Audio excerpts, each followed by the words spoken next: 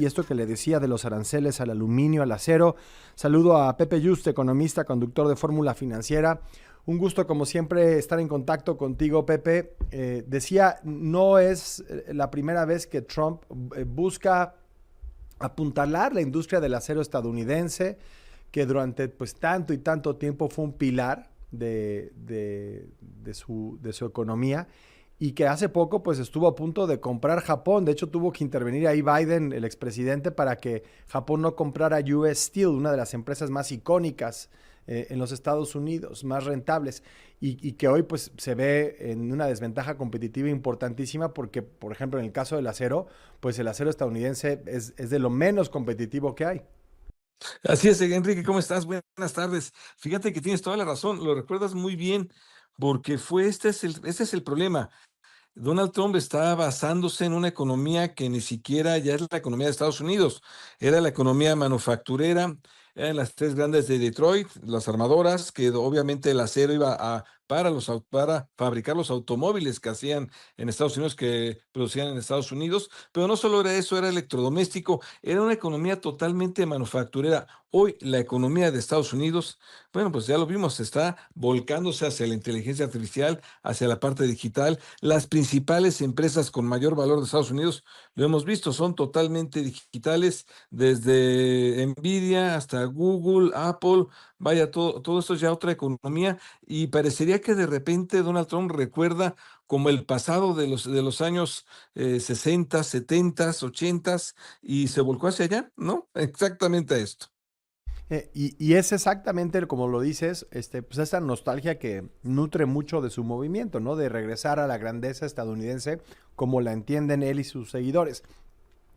Y considerar al acero, no tanto al aluminio, pero al acero sí como pues este componente estratégico de la seguridad nacional estadounidense. Dice, pues aquí tenemos que hacer las cosas que nos permiten tener el ejército o las fuerzas armadas más poderosas del mundo, y el acero pues es un componente fundamental de ese esfuerzo. Ese es un componente fundamental, fíjate, de la guerra, del tema armamentista, del tema manufacturero, del tema en regresar a esa nostalgia que tú lo comentas, que yo creo que le está hablando a la base de lectores que tienen efecto para regresar a ellos, pero por lo pronto, bueno, pues imagínate lo que es el golpe para nuestro país, para México y para Canadá. En la última negociación que tuvimos, la del TEMEC, la que diseñó, hizo y aprobó Donald Trump. Bueno, ellos exigieron que incluso se tuviera muy elevadísimo la regla de origen, que el acero solamente podía venir prácticamente de la región, él Sí. estaba en 62%, lo suben hasta 75%, y aún así, todavía nos va a poner arancel también a nosotros. Sí, bueno, y además una industria acerera muy importante en nuestro país, con empresas muy bien establecidas, sí competitivas también, que obviamente se verían perjudicadas ante este arancel. En su momento México respondió con una serie de medidas muy estratégicas, sobre todo a productos en estados republicanos, como el maíz, ¿no? Que pues somos grandes consumidores de esto. ¿Qué respuesta podemos esperar en esta ocasión, Pepe? Podría ser la misma, ¿eh? Podríamos tener la misma respuesta. En aquel entonces todavía era el gobierno priista, fue el gobierno priista de Peña Nieto el que lanzó esta ofensiva.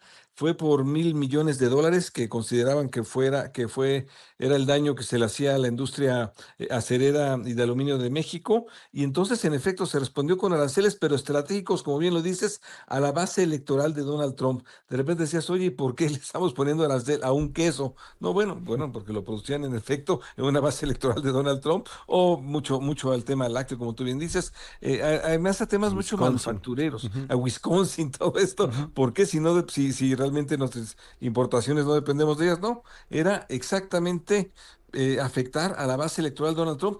Y sí tuvo éxito esta Sí, sí, historia, sí. tan tuvo éxito que en 2019 Donald Trump decide, bueno, vamos a levantar ya Mm. las aranceles en contra de México en acero y aluminio. Sí, bueno, y también parece haber una lógica político-electoral detrás de la imposición de estos aranceles, porque son estados como Michigan, Pensilvania, Ohio, estados fundamentales en la aritmética electoral de Estados Unidos, los que más podrían beneficiarse de la reactivación de la industria del acero y del aluminio allá en Estados Unidos. Sigue abriendo la conversación. Suscríbete a Grupo Fórmula.